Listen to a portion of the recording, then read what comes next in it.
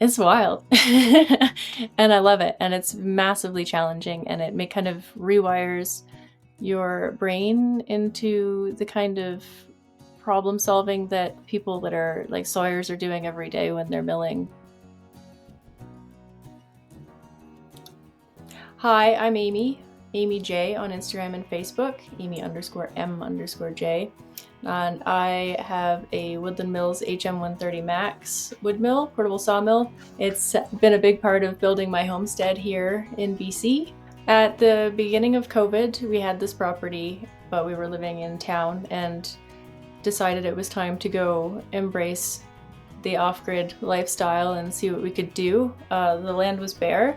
We started with a 20-foot shipping container home and framed that all in, and that's all to my left here, and framed it all in, and used the mill to make like interior walls and everything, and make a bed and a kitchen and the whole thing. And for the first year we lived in just the 20-foot container home, and now it's grown a lot. So I'm sitting in a front room addition that's entirely made using the mill and with on the property wood. So it's all Douglas fir framed, 16 by 12 space. And since then, things have escalated to a barn and bunny hutches and a wood shop. And the goal is to be more self-sufficient at a mile high here in BC. It's pretty remote and fully solar. And yeah.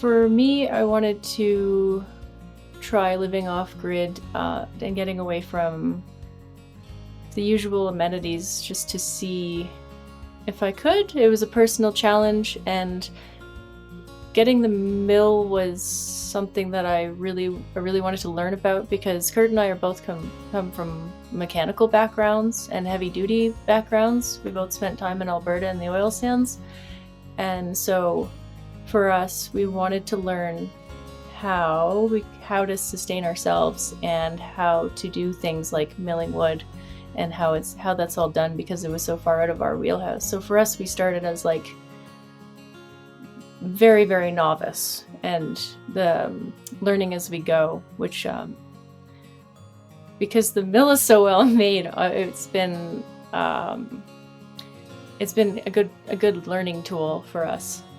Understanding how to put together our own solar powered system has been interesting, and for me, aspects of it are still witchcraft and voodoo, and Kurt understands more how it works.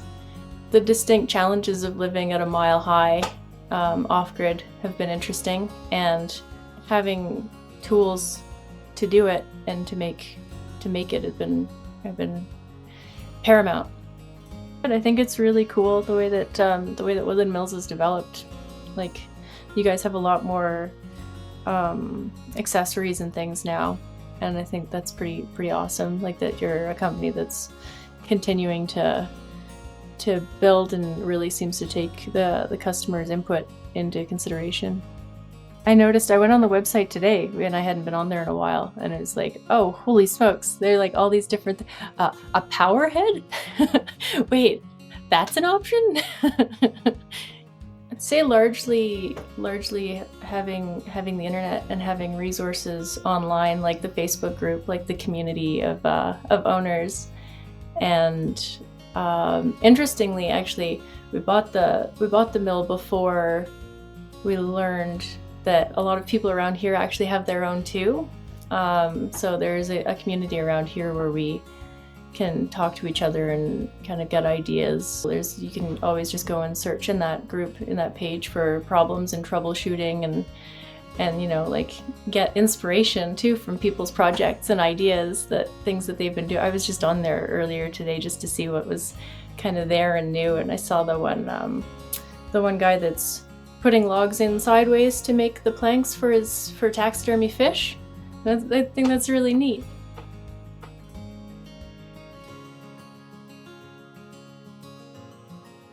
a couple different levels and different reasons. Self-sufficiency is important to me.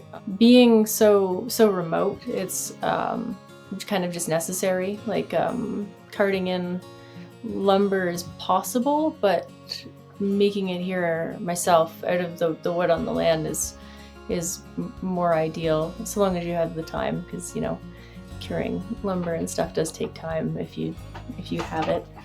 The hippie in me wants to know where my food comes from and all of that, so I farm animals now, and that's helping to establish the soil because I'm high up, so the soil is kind of thin here, so that's helping to create like a whole system here.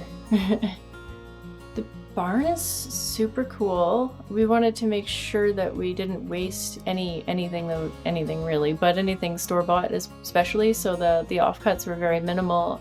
It's all framed with wood from the mill, so the whole base structure and the beams that go down the center.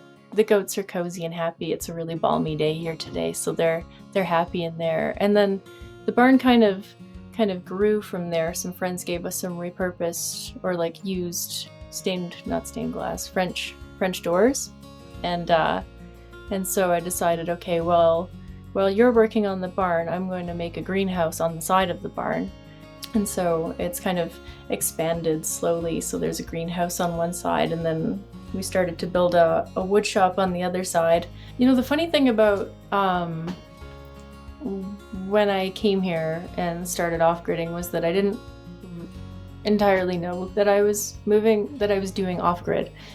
I kind of I wanted to be on the land and out there, and I think as the solar powered system developed and it really started to become a home, I realized that I'm living off-grid. This is what this is. We don't have any of the usual amenities, no power running in, no water, no sewer, and so for me it is a kind of a freedom for sure. It's wild and I love it, and it's massively challenging, and it kind of rewires your brain into the kind of problem solving that people that are like sawyers are doing every day when they're milling. It's the same thing where you're problem like troubleshooting with different types of wood and different things that are happening and all of that. So yeah, it kind of just rewires your brain to think outside of the box all the time. Kind of like, you could almost feel it happening in the beginning, like, okay, I need to think about this differently. Now it's getting more natural now that I'm almost 5 years in.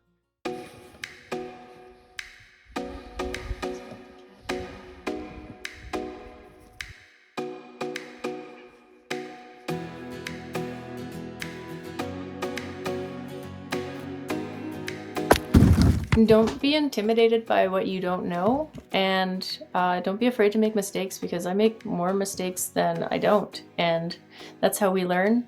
When it comes to like things like the sawmill, I didn't even know what kind of trees I was dealing with in the beginning, and so it's all a learning curve, and just go ahead and do it. Just to be safe, and yeah, don't be afraid to try and fail and try again and figure it out. Everyone has different situations and circumstances. Like for example, my property is really unlevel, so the setting up the mill and everything had its challenges. But yeah, at the end of the day, you figure it out and you get there, just like any other part of life. So yeah, just do it and have fun. Try to laugh when you mess up.